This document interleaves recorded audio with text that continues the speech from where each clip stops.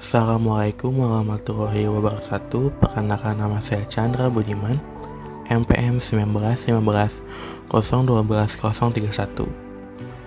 Pada kesempatan kali ini saya akan membahas mengenai mata kuliah Teori Arsitektur 2, yaitu permasalahan perspektif teori Vitruvius terhadap perspektif arsitektur, baik dari masa lampau, masa kini, dan juga masa kedepannya.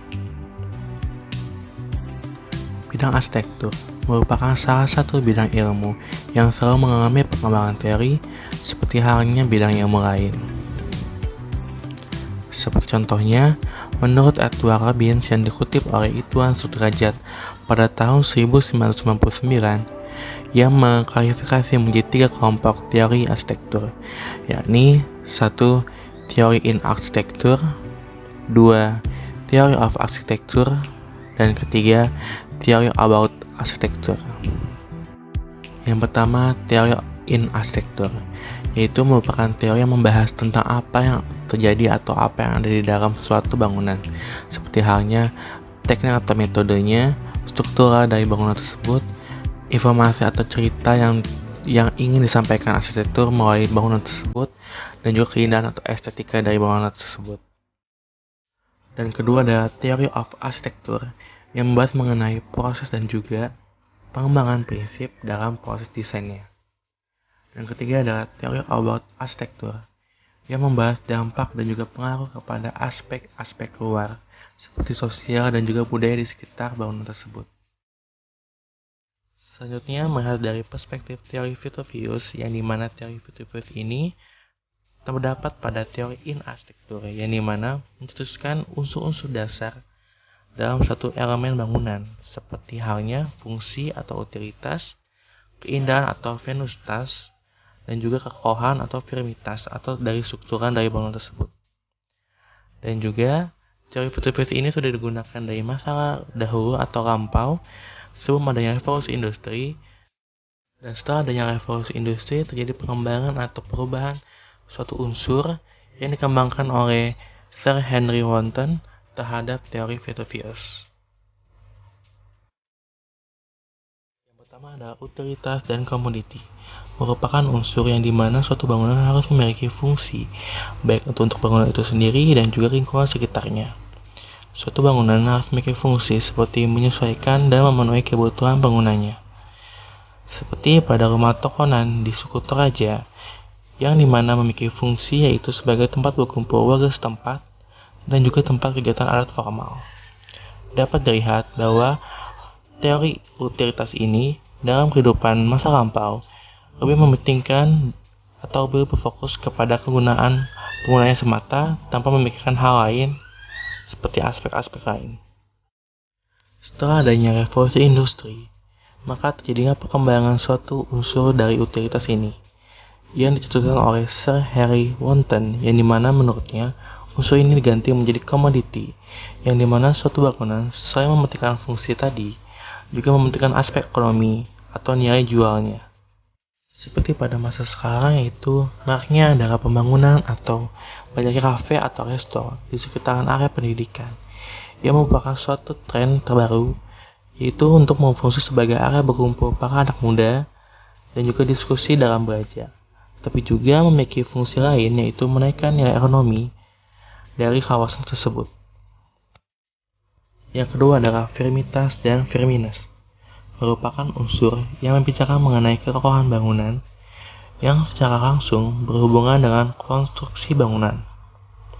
Pada rumah daerah, rumah Tokonan menggunakan rumah pasak atau rumah tanpa bantuan paku dan mengandalkan sambungan kayu sebagai penghubung antar kayunya, dan juga menggunakan material kayu urun sebagai struktur rumah, seperti membangun struktur atap dan juga struktur ruang-ruangnya, dibantu dengan tiang-tiang bambu sebagai penopangnya. Kemudian unsur ini dikembangkan dan mendapatkan koreksi dari Sir Henry Wotton, yang dimana ia mengungkapkan bahwa suatu bangunan tidak hanya memikirkan tentang kekokohannya saja, tapi memikirkan dengan firmines atau ketidakkokohan dari bangunan tersebut, yang dimana menurutnya diklasifikasi menjadi 3 bagian lagi. Yang pertama adalah tidak kokoh, kokoh dan juga sangat kokoh, menjadikan arsitek dapat membandingkan material dan metode mana yang cocok untuk rancangan bangunannya. Contohnya adalah penggunaan rangka baja terhadap kuda-kuda atap, yang dimana rangka baja memiliki keuntungan diantaranya adalah lebih kuat atau lebih kokoh dan juga lebih tahan lama dibanding dengan bahan bermaterial kayu. Yang ketiga adalah Venusas dan Delight, yaitu suatu bangunan harus memiliki keindahan yang dapat kita ciptakan seperti melalui acuan-acuan dari bagian-bagian atau dari arsitektur barat, seperti penerapan Gordon section dan juga penerapan proporsi pada bangunannya. Dan juga dapat diciptakannya ornamen dan juga filosofi tersendiri dari bangunan tersebut. Seperti contohnya adalah pada rumah Tokonan yang memiliki ornamen-ornamen seperti tanduk kerbau di depan atau di fasad bangunannya yang mewakili kepercayaan asli suku Toraja. Dan juga adanya ukiran atau gambaran ornamen masing-masing pada bangunannya yang memiliki simbolik atau arti sendiri dari suku Toraja. Berbeda dengan sekarang yang dibantah oleh Sir Harry Winton, yaitu Venustas digantikan menjadi delight atau kegembiraan, yang dimana pada masa sekarang suatu desain lebih mementingkan kepada kesenangan suatu pengguna dibanding dengan adanya filosofi atau keindahan seni dari suatu bangunan tersebut. Contohnya pada desain interior suatu kafe atau restoran yang lebih mementingkan spot foto untuk pengunjungnya, dikarenakan permintaan pengunjung pada zaman sekarang yaitu adalah tempat yang menurutnya adalah instagramable dan dapat diupload di media sosial seperti Instagram. Dari situ, suatu arsitek akan otomatis membuat atau mendesain suatu karya seperti desain restoran ataupun kafe yang lebih mementingkan dari spot fotonya dibanding dengan menimbulkan seperti keindahan-keindahan seni seperti adanya filosofi juga ornamen-ornamen. Dengan seperti ini, adanya perkembangan atau pergeseran juga dari teori-teori Vitruvius yaitu keindahan. Dan untuk masa kedepannya, menurut saya, teori Vitruvius ini akan tetap dilaksanakan atau tetap diterapkan dalam bidang arsitektur. Karena di dalamnya terdapat unsur-unsur wajib dan juga unsur dasar dalam perencanaan suatu desain. Seperti halnya keindahan, kekuatan, dan juga terdapatnya fungsi dalam suatu desain. Nantinya, teori Vitruvius ini akan terus berkembang dan beradaptasi dengan cara menyempurnakan setiap unsur di dalamnya.